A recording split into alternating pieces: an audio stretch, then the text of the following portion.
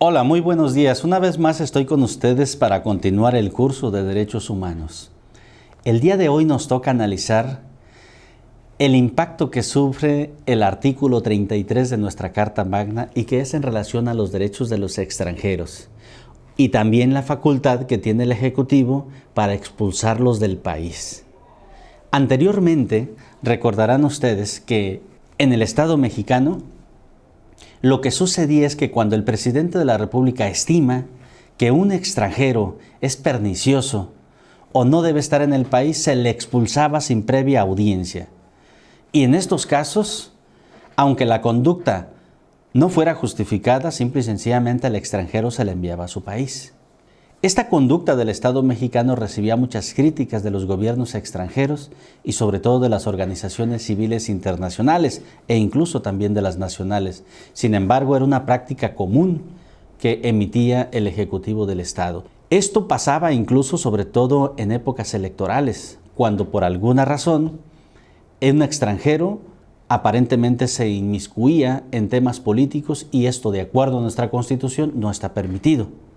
Pero en muchos de los casos, las conductas a veces eran justificadas porque cada vez que tenemos un proceso electoral, tenemos observadores electorales. Entonces, estas instituciones y estos personajes que venían de otro país siempre tenían el temor de que se les calificara como observadores electorales que se inmiscuían en políticas o en reuniones políticas. Sin embargo, la reforma constitucional de derechos humanos que hoy estamos estudiando establece un principio de legalidad muy importante, porque ahora a los extranjeros ya no se les expulsa sin previa audiencia. Ahora, necesariamente el Ejecutivo, antes de expulsarlos, tiene que escucharlos, tiene que llevar a cabo un procedimiento administrativo que esté en la ley y una vez que se determine que esta estancia es perniciosa o es contraria a las normas, hasta entonces es cuando se les va a expulsar del país. Sin duda, es una participación muy importante por parte del Ejecutivo del Estado y el legislador que estableció en esta reforma constitucional la garantía de audiencia para los extranjeros. Una de las razones fundamentales es porque cuando analizamos el artículo 1 de nuestra Constitución, que establece que todas las autoridades en el ámbito de su competencia deben respetar los derechos humanos tanto de fuente nacional como de fuente internacional. Y uno de los principios fundamentales es precisamente la característica que tienen los derechos humanos de ser universales. Esto es, todas las personas, por el simple hecho de serlo, tenemos nuestros derechos y no importa si te encuentras en México, si te encuentras en Perú, en Argentina, en Europa o en cualquier país asiático. Ahí el Estado mexicano creo que llevó a cabo una importante reforma constitucional porque cualquier extranjero no había ninguna razón constitucional, o más acertadamente, en un Estado de Derecho moderno podríamos decir que no había ninguna razón suficiente.